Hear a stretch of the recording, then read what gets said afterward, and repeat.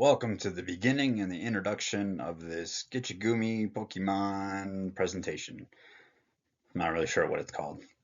However, the point is the ebbs and flows of Tommy's life through the program. This program's been amazing, been a lot of ups, a lot of downs. That's why I think this picture of the river is a great equivalent for probably many stories or many other people's stories. At the beginning of this program, I honestly kind of felt like you weren't just being asked to learn a lot of clinical knowledge and counseling skills, active versus passive listening, but you were essentially asked to become King Arthur, do the impossible, go up to the sword and pull it out of the stone, and do some things that really you never thought you would be asked to do. In some minds, you needed to become the hero. It wasn't until about a couple months into the program that I started to realize that, well, one, counselors are just regular people, but to the average client, they see you as their only hope, the calling of a hero, the calling of a hero in the making. So, would I pick up that sword? Truthfully, I didn't fully understand the full implications of learning this material, what this program would require, what it takes to actually become the beginnings or the foundations of a counselor. But I decided to heed the call and draw that sword. Little did I know, there were forces at work that were following me. There are forces at work that do not want us to pick up that sword and help others. There are forces at work, spiritual warfare, fill in the blank. They do not want you to succeed, and they will do everything they can to hinder that progress. So, in making progress, I felt like I had destroyed the first Death Star when I finally made it to practicum, made it over halfway my journey, 2 years of academic work, and now I'm starting to take actual clients on and help them. Felt like I just started conquering the world, being able to help others. It was a great, wonderful feeling. It just felt like Luke Skywalker, Han Solo, beating that Death Star. However, not everyone likes it when you make progress, especially when the Empire decides to strike back. And when they strike back harder than you expected. Here we are, ready, taking on clients. Everyone's taking clients like it's a lottery pool. Dr. T was very wise in his phraseology. Got a veteran struggling with his family, veteran issues, and I immediately raised my hand. I had no idea what I was getting myself into. In this case, the Empire struck back with me in the sense of countertransference. Felt like Luke on that edge over there. You are my son. That's how I felt. I think the look on Luke's face kind of captures everything. It's exactly how I was feeling when I got to the bottom of the nature of this case conceptualization, what was going on with this client. Essentially, first one ever I had, kind of giving up on his 3 kids. I'm getting on a plane to go see my kid. Talk about countertransference to a level that would have been difficult in any circumstance, but let alone my first client. I was not ready for that. What do I do with this? The deeper I got into the story of this client, the more I just wanted to run. And like King Arthur, I just took my sword, threw it back into the lake, and let the Lady of the Lake take it into the depths of the ocean.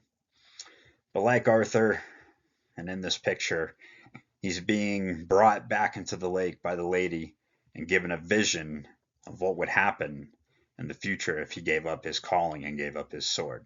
Now, I'm not pretending to be King Arthur. I just thought it was a really cool imagery and symbolic storytelling. So I did tell Dr. T, I was like, I'm here's my sword. Here, take it. I don't know what to do with this guy. This is beyond my capability. But as the Dr. T and his wisdom got me back on track. So in order to really make a dent in a lot of these clients' lives and cases, and even my own life, perseverance really became a quality that wasn't just about going into the session, hey, let's do some CBT, let's go through ABC, action, consequence, action. I said that wrong, but it's not just that. It's not just a simple, let's do a couple techniques and breathing and mindfulness and we'll call it a day, even though that'd be nice. In truth, got to persevere with a lot of uncomfortable tension, a lot of transference, some counter transference you got to work through. Perseverance has proven to be the only key quality to actually, at least for myself, that I'm learning so far, to actually succeed in the counseling industry. We all have different reasons why we persevere. This is mine. She's mine. I entered this program not just for financial or economic reasons. There's a lot of reasons I entered this program and a desire to help others. And my daughter has a lot to do with it. She's been one of my core reasons for persevering and for doing these things. It's not only helped clients, but improved me as a person, as a father, in the many other roles that take place in my life. But that smile right there says it all for me. Again, with the perseverance, it's not just improving. I mean, for myself, there was a lot of growth in internalization and stabilizing for like who I am, what are my core values, why am I doing what I'm doing, and it is fun helping clients overcome their dragons and saying, "You shall not pass." Yeah, that wasn't very worthy of Gandalf, but clients kind of looked at counselors in this, you're the hero. You're going to stop my demons and you're going to be the one to help me to say you shall not pass, you shall not affect my life anymore. Ooh, is it if only that easy. And taking on some of these people, homicidal 15-year-old, people fresh out of prison, still dealing with the first guy I got. I'm sure everyone else has other stories that are similar, but for me to really help them, I've had to overcome myself and overcome a lot of that countertransference and just growth as an individual to persevere, stay in the midst of the fire, stay in the midst of the trial, and pick up my sword and help these people to the degree that I can. Again, this is all figurative, symbolic language, but for many of these clients, this is how they view us. I slowly started to learn that some of the clients or the issues have very circular. When there was a first victory a while ago, early on, like, hey, we defeated that Death Star, we blew it up. And then all of a sudden, it's right there, came back, 2 times bigger than the first time. It's, yeah, 3 times bigger than the first time, even more. And the battle continues. All right, round 3. How do we do it this time? Sometimes you can find victory without actually having to face some of your own personal battles internally. But with clients in the last 6 months, that has not been the case. I've had to face some of my own personal, I guess he is my father. I guess I do have to face him. I guess I am the last Jedi. So the battle continues. Yes! We defeated the Death Star again! We finally saved the galaxy, the Return of the Jedi. I'm talking the original classics, not the. We'll go with the new stuff another time. But there's Han Solo zooming. Wait, no, he was on the planet. Whoever's in that, can't remember his name, but they saved the galaxy, and we're gonna celebrate in return. The battle is won. We celebrate with these crazy people we've never met before, and these Ewoks and these little teddy bears. Like, how do we save the universe with teddy bears? You kind of, at the end of the day, it's like, wow, some of these clients are like some of the most unorthodox counseling methods actually work that I never contemplated. And all is well, and the battle is won.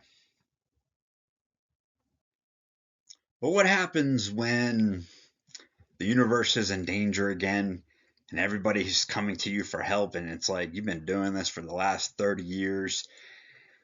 I kind of feel like Luke. The Rise, The Return of the Force, whatever the name of that one was. But anyway, he was handed his lightsaber and goes, Choo! Nope, I'm good. Yep, such is the temptation of the battle of burnout with counselors. So what do we do? So what do we do when the universe asks us to take on its problems and troubles once more? What happens when we call on Tim to come out of retirement and save the universe, blow up that Death Star, and defeat the Empire once more? We do what Tim does. We just ride that wave. We go with the current, not against the current. We hand off the keys to the next generation and say, you'll be in good hands with this team member here. See all these new young bucks? And then in the language of Tim, we approach it with a team approach, bring others alongside, and we don't approach it like the superhero.